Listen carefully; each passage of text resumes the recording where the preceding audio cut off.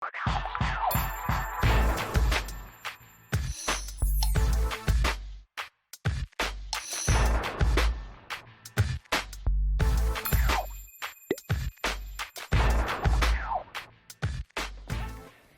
हाँ काशिफा, आज बड़ा टाइम लग गया आपको आने में।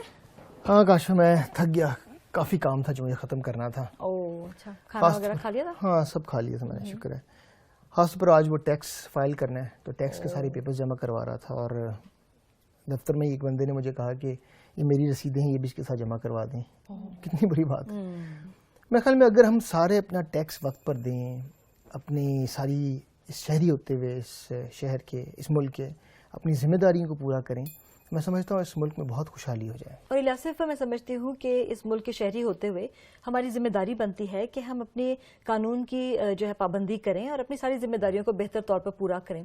और हमारी एक और भी जिम्मेदारी बनती है मसीही होते हुए, क्योंकि हम खुदावंद की बादशाहत के भी शहरी हैं, लिहाजा ये बड़ा ज़रूरी है कि हम अपनी रूहानी जिम्मेदारियों को भी अच्छी तौर से पूरा करने वाले हों। काशिफा, ये आपने बड़ी अच्छी बात की कि हम इस मुल्क के शहरी हैं और साथ साथ हम खुदा की बादशाही के भी शहरी हैं। और आज सुबह ही मैंने कलाम पढ़ते हुए ख़ास बात सीखी थी कि हम खुदा की बादशाही को मुस्तकबिल में भी हासिल करेंगे, जो मुस्तकबिल में शामिल होंगे, और खुदा की बादशाही में इस वक्त भी हम शामिल हैं। इलासिफ, ये तो बड़ी दिलचस्प बात है, लेकिन इसमें तजाद नज़र नहीं आता। नहीं, बिल्कुल नहीं, इसलिए कि जब हम मुस्तकबिल में खुदावंद की बादशाहत की बात करते हैं तो ये वो वक्त है जब हम 1000 साला खुदावंद यीशु मसीह की बादशाहत में उनके साथ ज़िंदगी गुजारेंगे और फिर खुदा के साथ अब्दियत में शामिल हो जाएंगे।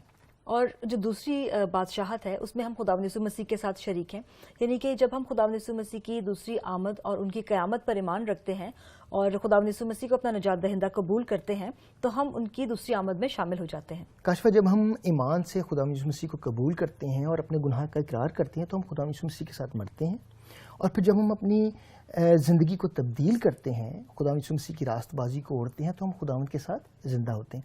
अब हमें कैसे मालूम हो कि हम खुदावंद की बादशाहत में दाखिल हो गए हैं और खुदावंद की बादशाहत का हिस्सा हैं? क्योंकि अब खुदावंद का रूह हमें बसता है और रूह का फल हमारी ज़िंदगियों में नज़र आना चाहिए। जैसे आपने कहा कि खुदा का रूह जो हमारी ज़िंदगी में बसता है, हम खुदा के रूह से मामूर हैं, और फिर सिर्फ ये नहीं बल्कि अब हम गुनाह के लिए मर चुके हैं और खुदा यीशु मसीह के लिए ज़िंदा हैं, और उसके साथ साथ हम खुदा की बादशाहत का जो है वो हिस्सा होते हुए खुदा के फर्जंद भी बन चुके हैं। इलासिफ, जैसे मैंने पहले भी कहा था कि एक अच्छे शहरी होते हुए ये हमारी जिम्मेदारी है कि हम अपनी सारी जिम्मेदारियों को एक मयार के मुताबिक पूरा करने वाले हों, और उसी तरह से जब हम खुदावंद की बादशाहत के शहरी होते हैं तो हमें अपनी रूहानी ज़िंदगी को भी मयार के मुताबिक पूरा करना है और सारी जिम्मेदारियों को बेहतर तौर पर पूरा करने की ज़रूरत है। हाँ बिल्कुल, और हम देखते हैं कि सिर्फ यही नहीं बल्कि जब हम खुदावंद के बादशाहत के शहरी हैं अब, तो जो हमारी जिम्मेदारियां हैं उसमें यह भी शामिल है कि हम पाकीज़गी में ज़िंदगी गुजारें और ऐसे पाक हो जैसे खुदा पाक है, और फिर हम हमारी ज़िंदगी से रूह का फल जो है वो नज़र आए, फिर हम खुदावंद की फर्मा बरदारी में अपनी ज़िंदगी को गुजारने वाले हों, खुदावंद की खिदमत में जो है वो शामिल होने वाले हों। जैसा मत्ती उसके 28वें बाप उसकी 19वीं आयत और 20वीं आयत में क्या लिखा है कि जाओ और सब कौमों को शागिर्द बनाओ और उन्हें बाप और बेटे और रूह कुद्स के नाम से बपतिस्मा दो। तो हम उस खिदमत में भी खुदावंद के साथ शामिल होते हैं। जी हाँ, और जिस तरह से दूसरा करंथियों 5:20 में लिखा है कि हम खुदावंद के एलची हैं, लिहाजा खुदावंद की शबी हमारी ज़िंदगियों में नज़र आनी चाहिए। और काशिफा, जब हम मुस्तकबिल में खुदावंद की बादशाहत में दाखिल होने की बात करते हैं तो इस दिन का किसी को नहीं पता, इस घड़ी का किसी को नहीं पता कि वो दिन कब आएगा। खुदावंद की इस बादशाहत में तो हम शामिल हैं, लेकिन आने वाले दिन का हमें नहीं मालूम।